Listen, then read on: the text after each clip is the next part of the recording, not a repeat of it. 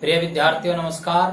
हिंदी की ऑनलाइन शिक्षण व्यवस्था में आप सबका हार्दिक अभिनंदन स्वागत। आइए प्रारंभ करते हैं हिंदी का अध्ययन। आज हम हिंदी में कक्षा 8 पाठ 3 के भाषा ज्ञान संबंधी प्रश्नों में से प्रश्न क्रमांक 1 का अध्ययन करेंगे। ये बात हम पहले भी कह चुके हैं कि भाषा ज्ञान के जो प्रश्न हैं, इन प्रश्नों के अंदर आपको आपके पाठ्यक्रम की जो व्याकरण है, उस व्याकरण के संपूर्ण बिंदुओं को समझाने का प्रयास किया गया है। पाठ 3 के भाषा ज्ञान संबंधी जो प्रश्न है, उसके प्रश्न क्रमांक 1 के माध्यम से हमें युग्म शब्द पढ़ाए गए हैं। प्रश्न क्रमांक 1,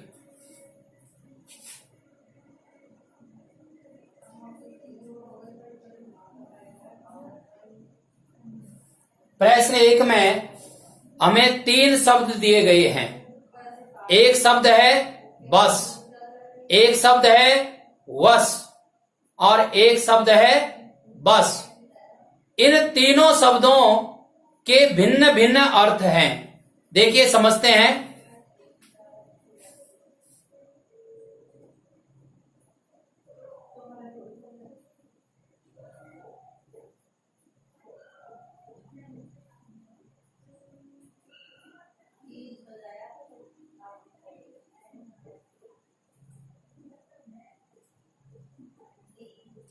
तीन शब्द दिए गए हैं।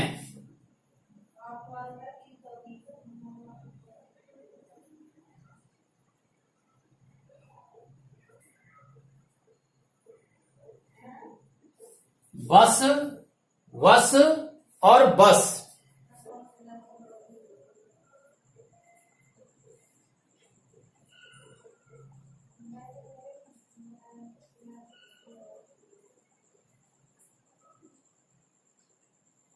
पहला शब्द है बस, जिसका अर्थ होता है सवारी की बस।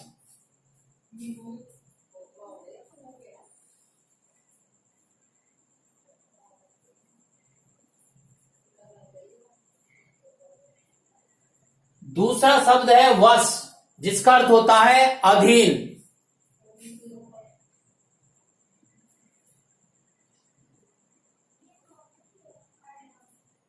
तीसरा शब्द है बस, जिसका अर्थ होता है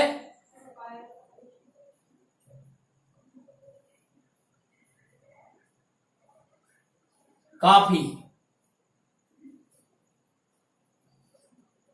अब इनके वाक्यों में प्रयोग देखते हैं।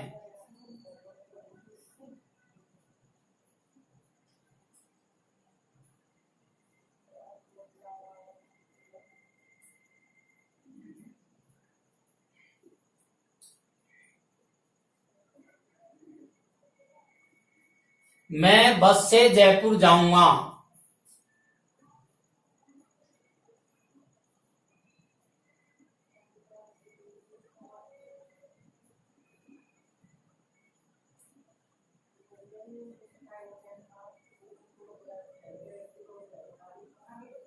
यह मेरे वश में नहीं है।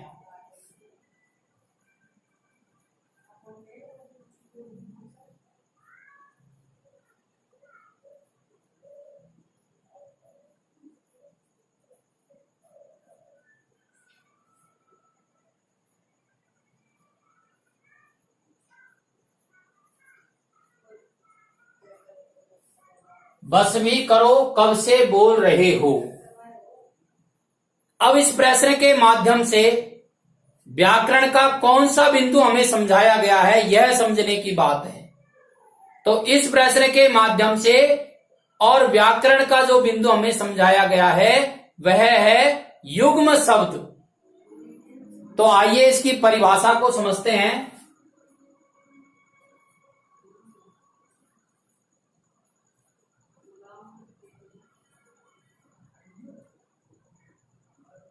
युग्म शब्द का अर्थ होता है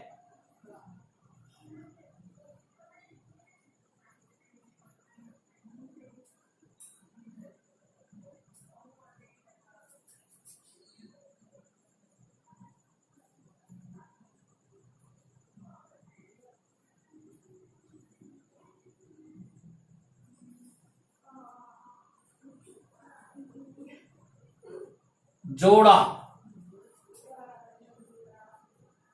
अर्थात ऐसे शब्द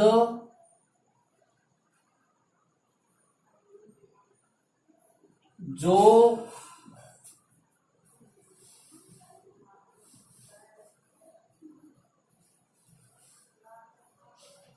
साथ साथ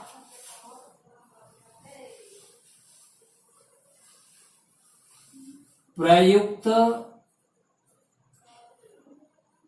किए जाते हैं या होते हैं,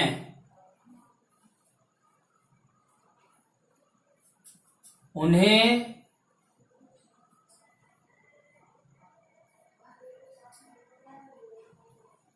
युग्म शब्द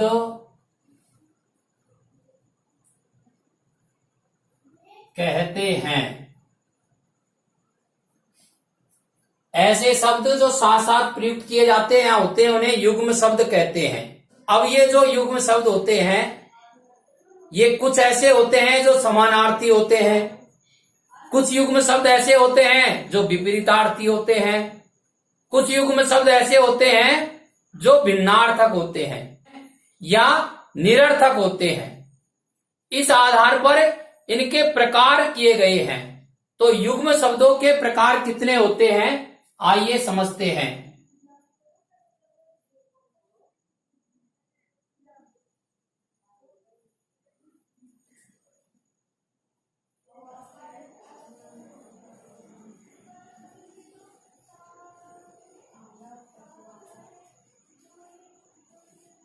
युग्म शब्दों के प्रकार, आपके पाठ्यक्रम में युग्म शब्द जो दिए गए हैं उनको मूल रूप से हम 4 भागों में विभक्त कर सकते हैं।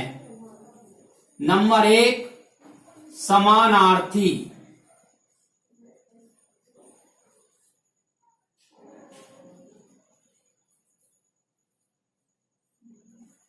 नंबर 2, विपरीतार्थी।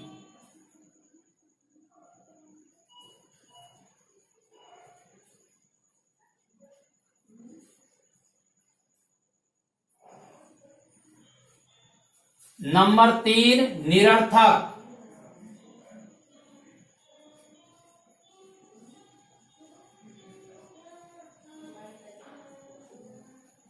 और नंबर 4 है श्रुति समभिन्नार्थक।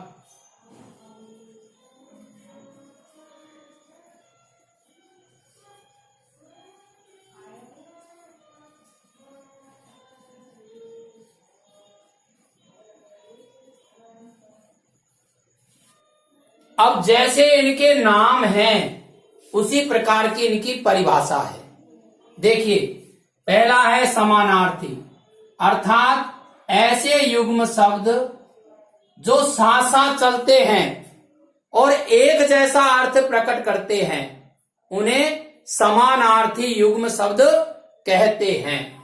उदाहरण,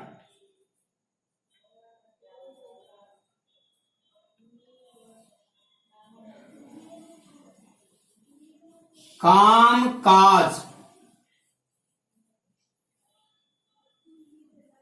काम काज 2 शब्द हैं, काम और काज, लेकिन दोनों का अर्थ समान है। काम का जो अर्थ है वही काज का अर्थ भी है। काम यानी भी कार्य होता है और काज यानी भी कार्य होता है। दूसरा उदाहरण,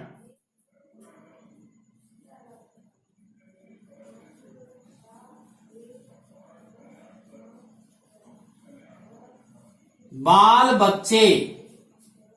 बाल का अर्थ भी बालक होता है और बच्चे का अर्थ भी बालक होता है। इस प्रकार से ये ऐसे शब्द हैं जो समानार्थी हैं, अर्थात साथ साथ चलते हैं और दोनों के समान अर्थ निकलते हैं।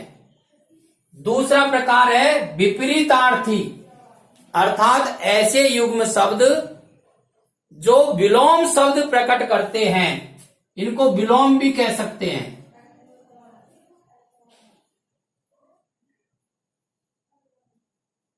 विपरीत अर्थ प्रकट करते हैं।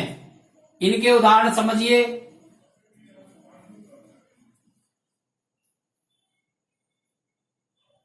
सुख दुख साथ साथ चलते हैं, लेकिन दोनों के अर्थ विपरीत हैं। दिन रात,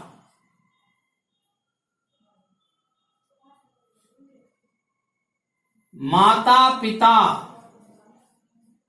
ये लिंग की दृष्टि से विपरीत हो गए।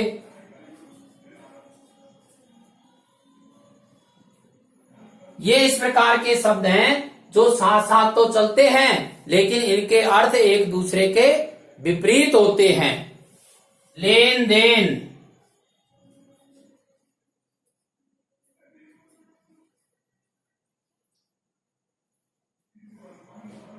तीसरा प्रकार निरर्थक शब्द, ऐसे शब्द जो साथ साथ चलते हैं, लेकिन एक ही शब्द का अर्थ प्रकट होता है, दूसरे शब्द का कोई अर्थ नहीं होता है। इनके उदाहरण समझिए।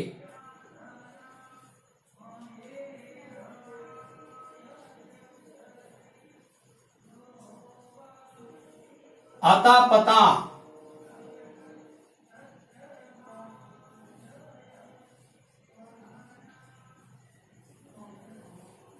कागज वागज,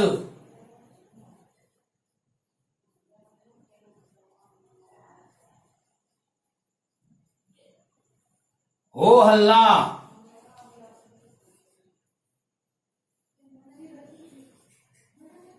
चाय वाय, ये ऐसे शब्द हैं जो साथ साथ चलते हैं, लेकिन आप देख रहे होंगे इसमें अर्थ एक ही शब्द का प्रकट हो रहा है, दूसरा जो शब्द इसके साथ है उसका कोई अर्थ नहीं है। अता पता, पता का कोई अर्थ नहीं है। कागज वागज, वागज का कोई अर्थ नहीं है। हो हल्ला, हल्ला का हो का कोई अर्थ नहीं है। और चाय वाय में चाय का अर्थ है, वाय का कोई अर्थ नहीं होता है। तो इस प्रकार के शब्दों को भी अपन युग्म शब्द कहते हैं, निरर्थक युग्म शब्द। चौथा और महत्वपूर्ण जो प्रकार है इसका वो है श्रुति सम भिन्नार्थक युग्म शब्द। श्रुति मानी सुनना, सम यानी समान।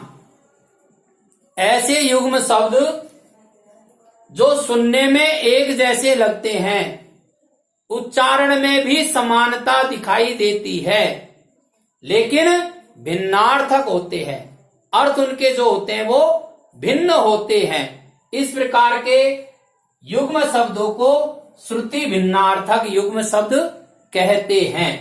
अब इसका एक उदाहरण हमें प्रश्न नंबर 1 में दिया गया है। प्रश्न नंबर 1 को पाठ में पढ़ाने का जो हेतु है वो ये है, श्रुति सम भिन्नार्थक युग्म शब्दों को पढ़ाना। अब आप देखिए, बस वस वस तीनों सुनने में एक जैसे लगते हैं, अर्थात श्रुति सम सुनने में एक जैसे हैं, लेकिन तीनों के अर्थ भिन्न हैं। ऐसे शब्दों को श्रुति सम भिन्नार्थक युग्म शब्द कहते हैं। अब इसके उदाहरण समझिए आप। उदाहरण,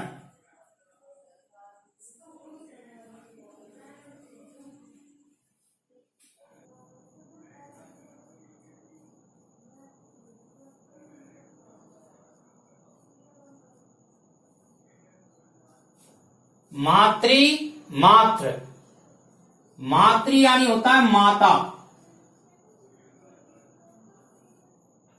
और मात्र यानी होता है केवल।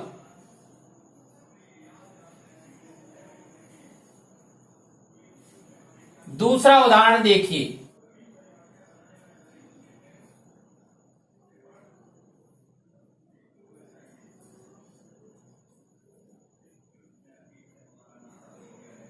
कुल कुल,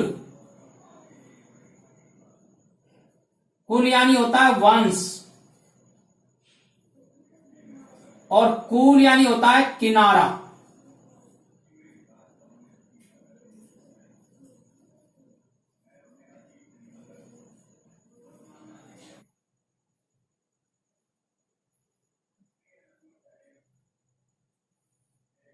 तारणी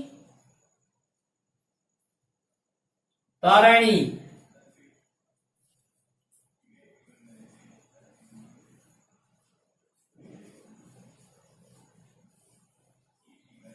तरणी यानी नाव और तरणी मानी सूर्य। और भी उदाहरण है, देखिए।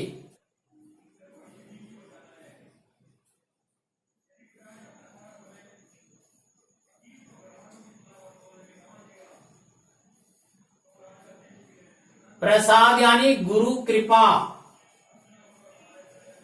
कृपा को प्रसाद कहते हैं। और प्रासाद यानी होता है महल।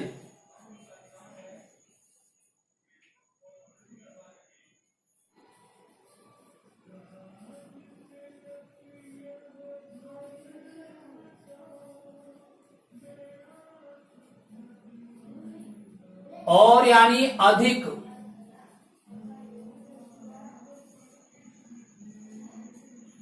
और यानी की तरफ। इस प्रकार से प्रश्न नंबर 1 में और हमें युग्म शब्दों को समझाया गया है। इस प्रकार के युग्म शब्द अन्य भी हैं, तो आप उनको संग्रहित करके अध्ययन कर सकते हैं। व्याकरण में यह बहुत महत्वपूर्ण बिंदु है। अब समझने की दृष्टि से आप इसका स्क्रीनशॉट ले लीजिए और कम से कम 2 बार इस वीडियो को आप अवश्य सुनें। धन्यवाद।